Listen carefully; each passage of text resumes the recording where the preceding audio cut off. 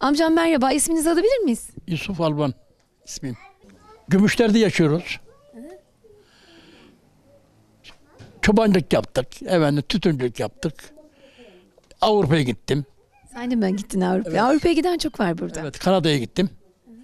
6 sene kaldım. Tekrar geldim, çobancılık yapmaya başladım. Sen niye çabuk döndün Avrupa'dan? Çok gidip kalanlar var. Kabul etmediler. Sen kalamadın orada. Kalamadım orada. Evet. Onun için tekrar döndüm. Çobancılığa devam ettim burada. Şimdi çoban değiliz. Şu an emekli olduk artık diyorsunuz. Yaş kemale erdi. Evet. 5-6 sığır var. Onlarla bücürleniyoruz. Oyalanıyoruz diyorsun. Yalan dünyanın işleri. Evet.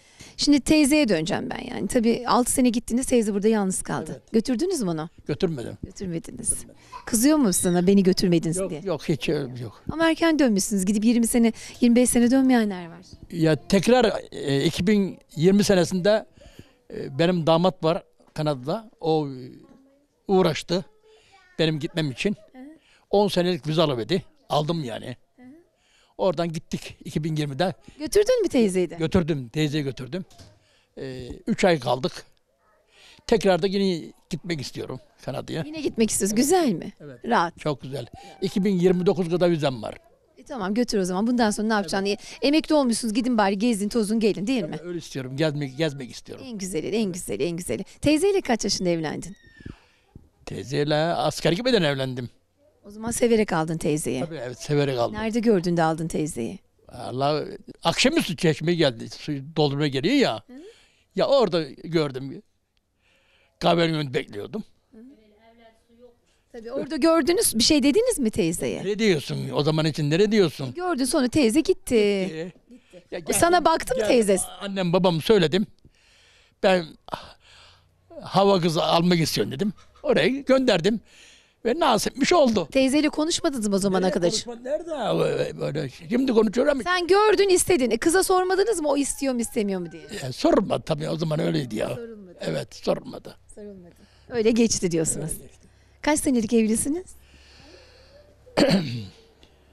50 senelik. Oo, yarım asır olmuş. Maşallah Allah nazardan saklasın. Sağlıklı uzun ömürlü bir yastıkla kocamayı nasip eylesin inşallah. Teşekkür ederim. Teyze üzdü mü seni? Yok hiç üzmedi. Aslında köy yerlerinde iletişimin tek olduğu yer, ortak alan, çeşme başları, çeşmeler. Eskiden öyleymiş yani sorulmazmış. İstendiği zamanda verilirmiş kıza sormadan da değil mi? Anne baba ve atanın sözüyle de evlilikleri onaylanırmış.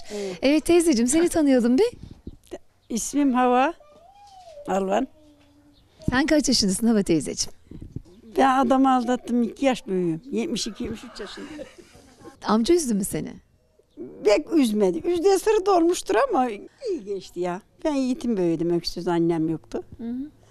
Buraya geldim. Kaynanamı anne bildim.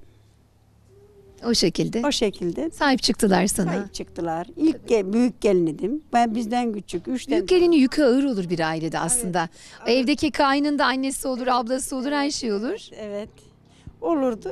İşte birbirimize şey ettik, kaynaştık. Hiçbir sorunumuz olmadı.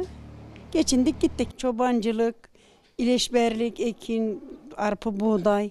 Çok çalışırdım. Buradaki kadınlar mı çalışkan, erkekler mi çalışkan? Beraber çalışırlar. Hepsi beraber destek. Ne güzel bak, ne güzel. Beraber çalışırlar. Evet. Köyümüz çok güzeldir. Birbirine tutkundur. Hele bir de böyle davullu zurnalı gelinleri denk gelseniz daha ne güzeller olur. Burada gelinin başında türkü falan da söylemiyorlarmış herhalde değil mi? Burada söylemezler de tabii davulla zurnayla güzel uydururlar.